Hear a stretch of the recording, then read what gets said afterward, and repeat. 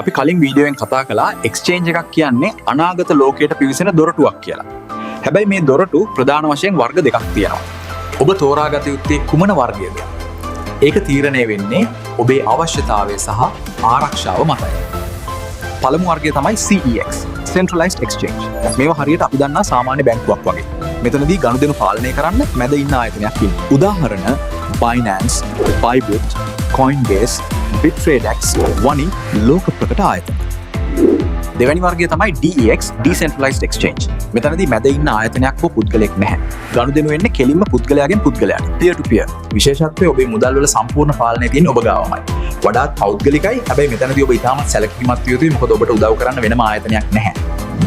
Decentralized Exchange වලට උදාහරණ Uniswap, PancakeSwap, SushiSwap. දැන් ඔබ අහන්න පුළුවන් මට වඩාත් ගැලපෙන්නේ මොකක්ද කියලා. ඔබ මේ ගමන අලුතින්ම පටන් ගන්න කෙනෙක් නම් මම යෝජනා කරන්නේ CEX නැතිනම් Decentralized Exchange එකකින් පටන් ගන්න. ඒක හරිම සරලයි. හැබැයි ඔබ තාක්ෂණය ගැන දැනුම ලබාගෙන ඉදිරියට යනකොට DX භාවිතා කරන එක වඩාත් ආරක්ෂිත සහ නිදහස් ගමනක් වේ. අපි මේ හැම exchange එකක්ම පාවිච්චි කරලා නිවැරදිව සහ ආරක්ෂිතව ගනුදෙනු කරන්නේ කොහොමද කියලා ඉදිරි වීඩියෝ වලින් ප්‍රායෝගිකවම කතා කරමු. අතීතයේ වැරදුණු තැන් අමතක කරන්න. අලුත් දැනුමෙන් අපි අලුත් ලෝකයකට යමු.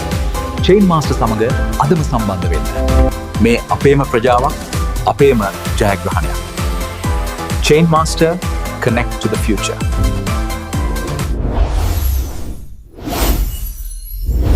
Connect to the future with Chain Master.